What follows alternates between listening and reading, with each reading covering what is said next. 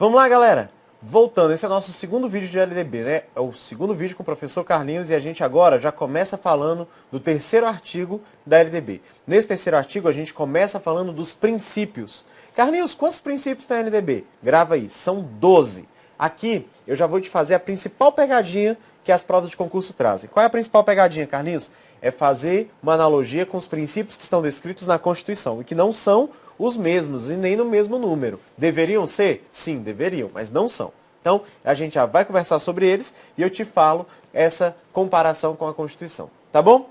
Então, não se perde, é um artigo importante também. Não é tão difícil porque é aquilo que a gente já vivencia quem trabalha nas escolas e é aquilo que a gente visualiza, aquilo que a gente teve na formação inicial quando estava lá formando nas nossas licenciaturas ou no curso de pedagogia, tá bom?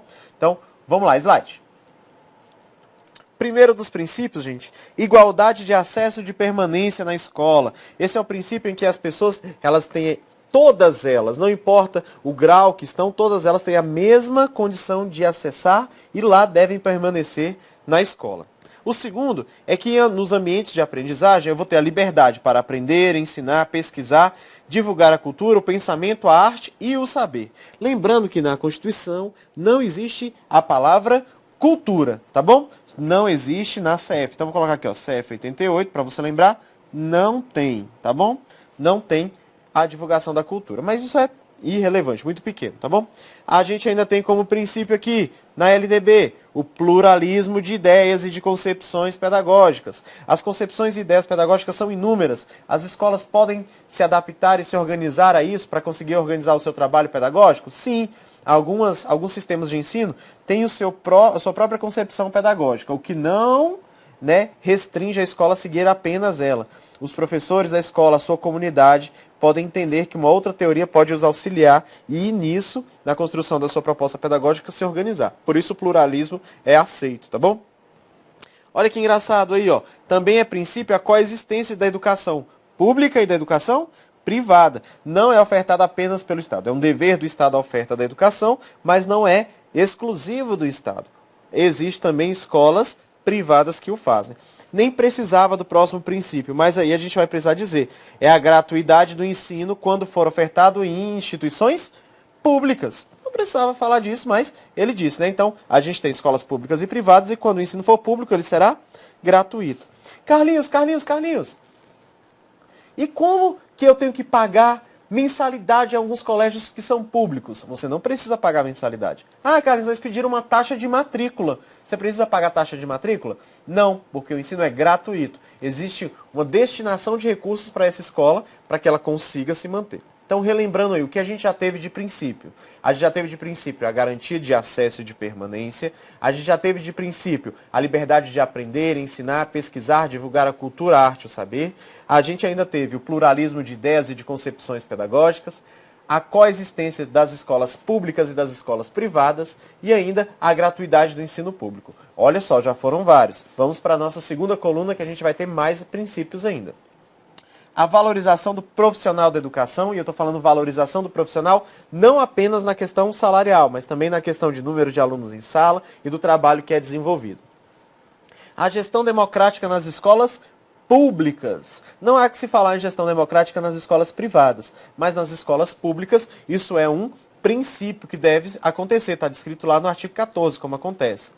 Toda escola deve responder a um padrão de qualidade. Ah, Carlinhos, mas é só a privada, não? Não, a pública também, se há recursos destinados a ela, ela precisa ter um padrão de qualidade, tá bom? Ela não pode ser feita ao bel prazer de quem está lá. Precisa responder a isso. Então, esse padrão de qualidade é extremamente necessário.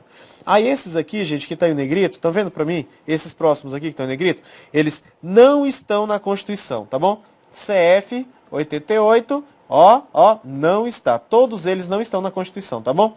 Valorização da atividade extraescolar, aquilo que o aluno aprende fora da escola deve ser valorizado no ambiente escolar. Uma relação entre escola, trabalho e práticas sociais. Eu preciso envolver dentro da escola uma relação com aquilo que o aluno vive e com o que ele vai viver. Então, precisa existir uma relação entre escola, trabalho e práticas sociais, também é princípio. A diversidade étnico-racial deve ser respeitada e considerada. E a tolerância né, deve também, o apreço à tolerância também é um dos princípios, porque todos nós somos diferentes e precisamos ser respeitados. E ainda, gente, na Constituição existe um princípio que não está na LDB. Então, coloca aqui, LDB não está. Qual é o princípio, Carlinhos? Um piso salarial nacional. Esse é um princípio que está descrito apenas na Constituição, tá bom? A gente não tem na LDB. Então, segura comigo. Eu vou limpar toda a tela e a gente faz aquela revisão, tá bom? Então, olha só.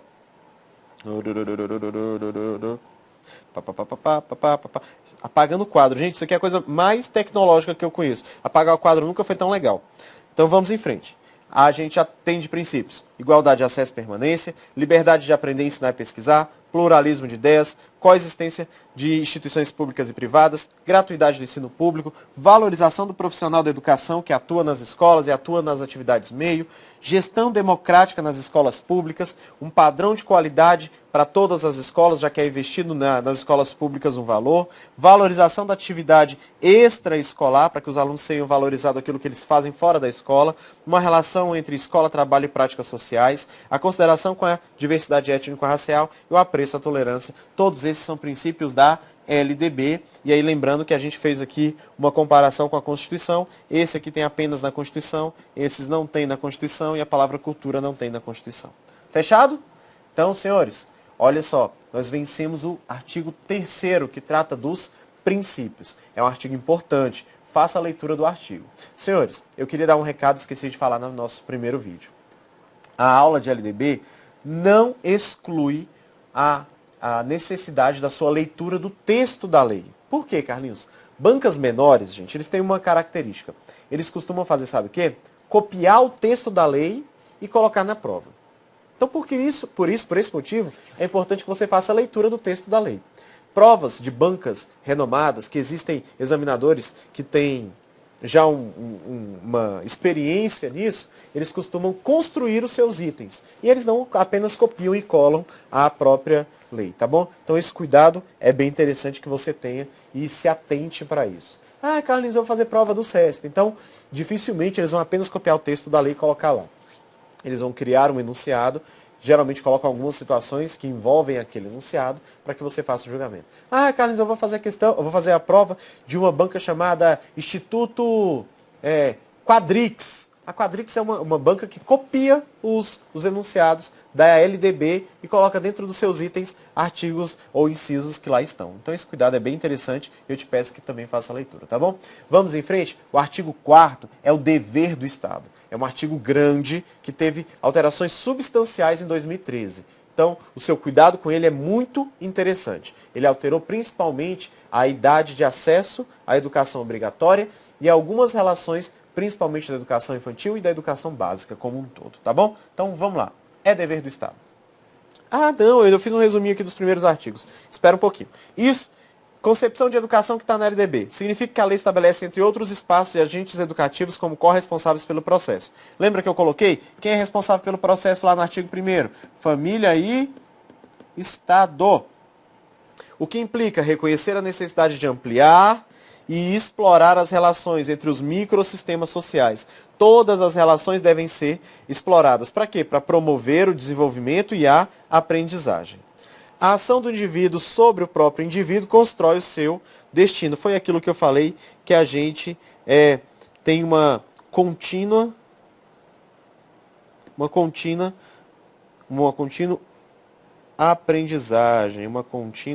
aprendizagem. A gente aprende todos os dias. Beleza? Essa é a concepção de educação tratada dentro da LDB. Voltando aí ao próprio texto da lei, a gente agora trabalha o artigo 4º. Olha, voltando ao texto da lei, a gente está conversando sobre o artigo 4º. Você já sabe que no artigo 4º a gente está tratando dos deveres do Estado. E aí eu vou te pedir uma atenção especial. Olha para mim. Toda vez que aqui nos próximos slides você vê dentro do artigo 4º em negrito, você vai entender que é uma nova legislação. Foi a alteração que aconteceu do artigo 4º. Foi um artigo que foi substancialmente sofreu mudanças substanciais dentro da educação infantil e da educação básica. Essa foi a principal ideia. Então, eu vou te pedir um favor. Fique atento, porque se eu fosse o examinador, era isso que eu iria cobrar. Bancas como o CESP não costumam cobrar essas alterações, constrói itens melhores, como eu falei. Outras se pontuam exatamente nessas mudanças para ter um peguinha de senso comum ou de pessoas que estão estudando com material desatualizado. Então esse cuidado você precisa ter, tá bom? Então vamos em frente. Olha só. O primeiro aqui, dever do Estado, está no inciso primeiro. É a educação básica, ela será obrigatória e gratuita dos 4 aos 17 anos de idade, organizada da seguinte forma: pré-escola, ensino fundamental e ensino médio. Olha só que engraçado, senhores. A educação nacional, vem comigo, a educação nacional, ela é dividida em duas, né? A gente tem aqui a educação básica e o ensino superior. Concordam comigo, senhores? Então tá bom, ainda bem que você concorda, eu senti você balançando a cabeça em casa assim. A educação básica se divide em educação infantil, ensino fundamental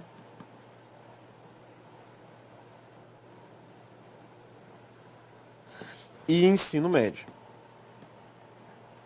Agora, no inciso, ou no artigo 4º que a gente estava lendo, no inciso 1º, ele falou assim, ó: a educação será obrigatória dos 4 aos 17 anos. Aí eu vou pedir a sua atenção. Para que eu coloquei essa tela branca e para que eu estou escrevendo aqui?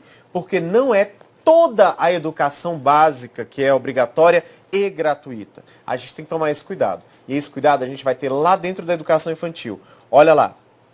A educação infantil, gente, ela vai do 0 aos 5 anos. Mas ela só é obrigatória, gente, olha aqui, ó, a parte obrigatória. 4 a 5 anos. Então entendam comigo, meus queridos. Aqui, ó, é a pré-escola, né? Aqui a gente está tratando, senhores, só do primeiro e do segundo período. Aqui é o primeiro período e aqui é o segundo período. Aí todo o ensino fundamental, que é de 9 anos, e mais o ensino médio, que tem duração mínima de 3 anos. Então, entenda comigo. A lei, gente, já pensou no cara, assim, ele vai ter um fluxo regular, ele não vai ser retido. Então, ó, ele vai ficar 4, 5 anos na educação infantil. Aí ele vem 6, 7, 8, 9, 10, 11, 12, 13, 14 no fundamental. Aí ele vai ficar 3 no médio, que é o mais comum.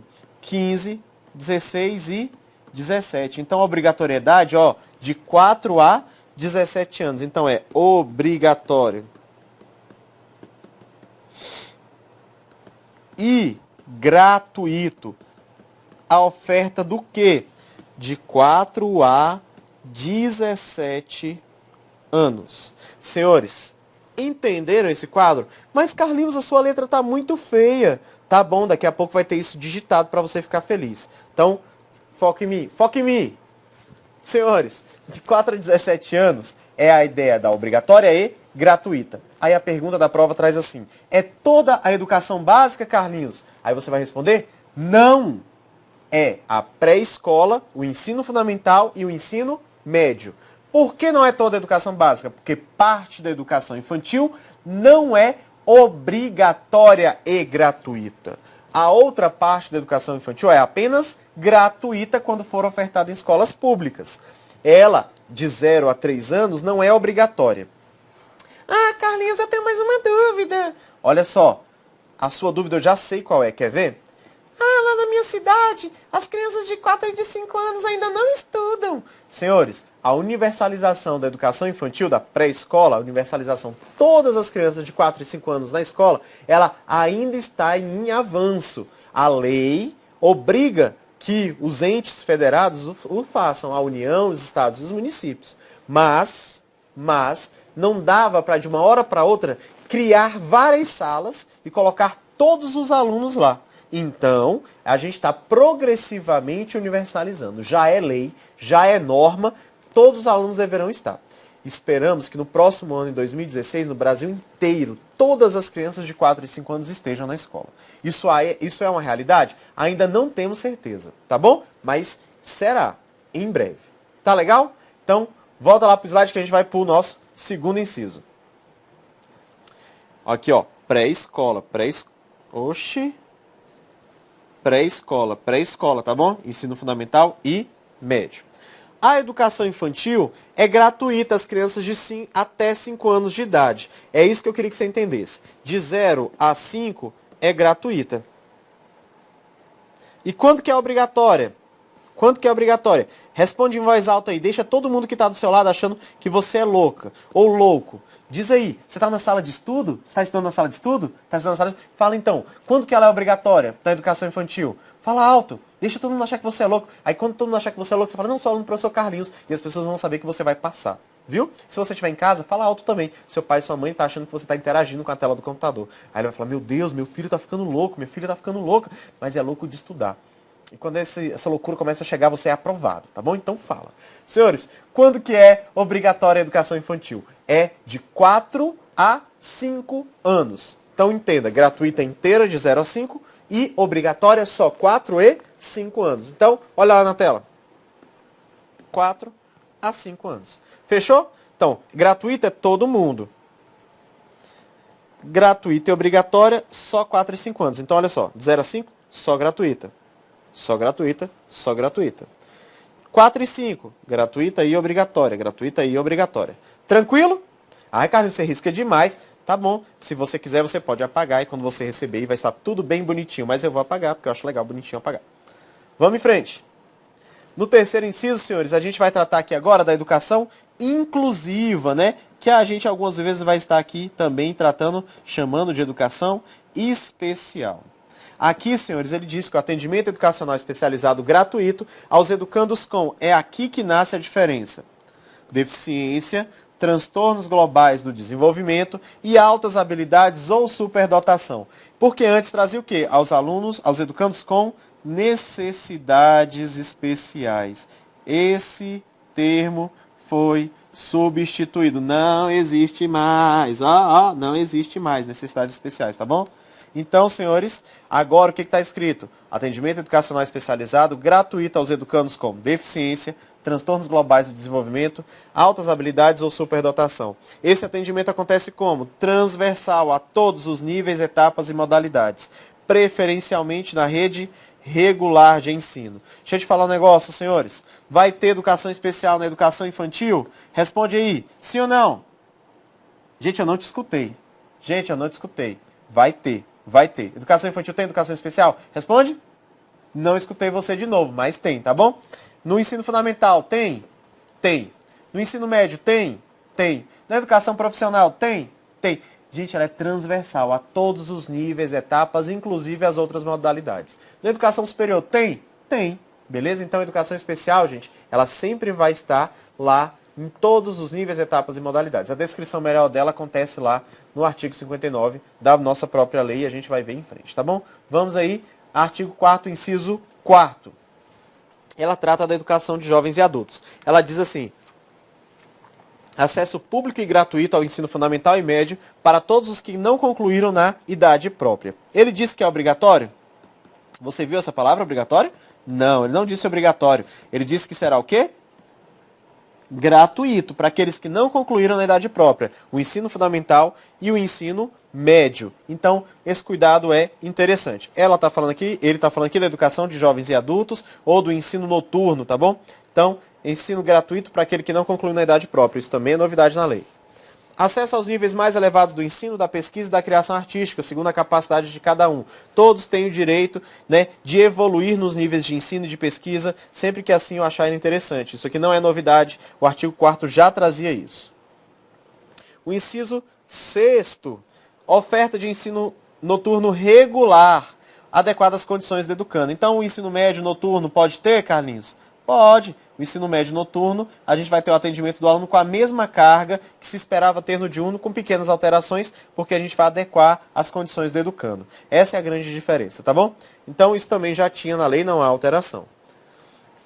Oferta de educação escolar regular para jovens e adultos, com características e modalidades adequadas às suas necessidades e disponibilidades, garantindo-se aos que forem trabalhadores, as condições de acesso e permanência, também trata da EJA, isso que já estava na lei, era muito tranquilo. E essa parte não estava, tá bom? Aqui a gente vai tomar um cuidado nessa palavrinha aqui, ó. Atendimento ao educando em todas as etapas da educação básica, por meio de programas suplementares de material didático escolar, transporte, alimentação e assistência à saúde. Antigamente, senhores, era apenas Os alunos do ensino fundamental. Agora é de toda a educação básica. E lembrando, a educação básica é composta de educação infantil, ensino fundamental e de ensino médio. Vocês acreditam que até hoje cai questão de prova perguntando quem é educação básica? Faz isso não, tá bom, gente? Descrição no artigo 21. A gente vai aprender bem tranquilinho isso aí. Vamos em frente. Ainda no artigo 4º, que é dever do Estado. Os padrões mínimos de qualidade do ensino, definidos como variedade, quantidades mínimas por aluno de insumos indispensáveis ao desenvolvimento do processo de ensino, também é dever do Estado. Então, ele vai garantir um padrão mínimo de qualidade a partir do dinheiro que é investido. E ele está falando aqui de uma coisa chamada, gente, qualidade social. Carlinhos, o que é qualidade social? Qualidade social, senhores, é quando eu garanto o acesso, garanto a permanência e o sucesso do aluno na escola. Diminuindo, ó setinha para baixo, diminuindo a retenção, a evasão e a distorção idade séria. É isso que ele está querendo dizer aqui, que o governo, o Estado, gente, ele precisa investir um recurso, mas ele vai cobrar em contrapartida uma qualidade social, que é garantir o acesso, a permanência, o sucesso e diminuir os índices. Sendo assim, todos os alunos vão ter a garantia de uma qualidade dentro da escola pública. É isso que a gente busca e tem trabalhado. Hoje, no meu trabalho, o grande trabalho que eu tenho hoje, onde eu exerço as minhas atividades, é isso, né? É garantir a qualidade social. A gente recebe inúmeros processos, registros, documentos, faz análise, pareceres e despachos ligados a isso, a garantir a qualidade social do aluno da escola pública no Distrito Federal. Eu falei para vocês no início qual era a minha formação. E na Secretaria de Educação, senhores, eu já fui professor em sala de aula, já fui coordenador em uma escola, já fui supervisor, vice-diretor, então já fui gestor de escola, já estive como coordenador intermediário em algumas regionais de ensino, acompanhando escolas, e hoje eu sou assessor, né, e trabalho na Subsecretaria de Educação Básica, auxiliando os projetos pedagógicos, facilitando o trabalho para que a escola tenha essa qualidade social descrita aqui como dever do Estado. Tá bom? Vamos lá para o último inciso. A gente tem aqui a vaga na escola pública de educação infantil ou de ensino fundamental, mais próxima da sua residência, a toda criança a partir do dia que completar 4 anos de idade. Senhores, olha aqui. Esse inciso, ele não é muito aplicável, né? Acaba que a gente tem outros regulamentos que vão estar ligados a isso. Mas entenda, a lei disse o quê? Fez 4 anos de idade, a vaga da escola pública será próxima à sua residência. Como assim, Carlinhos, será próxima à sua residência? Por quê? Essa criança da educação infantil, gente, vai ter o ensino ofertado pelo município. Então, o município vai colocar escolas próximas à casa da criança. E aí, colocando próximo na casa dele, fica mais fácil essa locomoção. E quando não, o município será responsável também pelo transporte escolar municipal.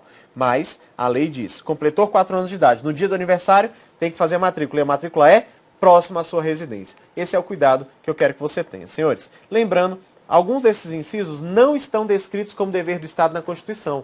Então, se a sua prova traz LDB e Constituição, fique atento ao enunciado, tá bom? O enunciado deve falar LDB para que você consiga resolver com essas informações que a gente passou aqui, tá bom? Então, vamos em frente para os próximos artigos. O artigo 5º e o 6º a gente resumiu nessa tela, olha só. A educação básica é um direito público subjetivo. Carlinhos, o que é isso, um direito público subjetivo? É um direito público a qualquer pessoa. Olha que engraçado, olha para mim. A sua vizinha não quer colocar o filho dela na escola. E você está chateado por isso, porque você acha que toda criança tem o direito de estudar. Aí você pode fazer a denúncia? Sim ou não? Pode, porque é direito público subjetivo. Você não pode deixar aquela criança sofrer por uma ausência do seu responsável. Então você pode fazer a denúncia? Pode. Deixa eu te dar outro exemplo. Aquele município não tem um número de vagas suficiente para todos os alunos e deixa alguns alunos fora da escola. Você pode fazer a denúncia disso? Pode. Porque é um direito público subjetivo. Você não necessariamente precisa estar envolvido diretamente com essa ação ou tendo o seu direito ferido. Qualquer pessoa pode fazer essa reclamação. Então, senhores, direito público subjetivo diz isso. Qualquer um pode fazer essa reclamação, né, sobre o direito que não está sendo cumprido, ou a oferta, ou alguém que não está deixando aquele aluno ir à escola. Tá bom? Toda criança tem que estar na escola, a gente na idade escolar? É obrigatória e gratuita? Sim, a legislação atual traz essa ideia, tá bom? A matrícula, gente, ela é dever dos pais e dos responsáveis. A partir de qual idade? A gente acabou de falar, fez 4 anos, tem que estar matriculado. Então, a obrigatoriedade da matrícula se inicia aos 4 anos. Cuidado, porque houve alteração. Antigamente, essa idade era com 6 anos. Então, esquece 6 anos. Agora, a gente tem matrícula obrigatória com 4 anos. É isso que eu quero que você esteja atento, tá bom? Mas, Carlinhos, não tem vaga ainda. Essa questão não cai na prova, gente, é da prática. Então, para a prova, fez 4 anos, faz a matrícula obrigatória, ok? Vai ter vaga. Para a prova, é isso que cai, tá bom? Vamos em frente. É bom lembrar, o poder público, gente, tem a função de quê? Tem a função de recensear os alunos que estão na educação básica e aqueles que não concluíram ou estão excluídos da escola.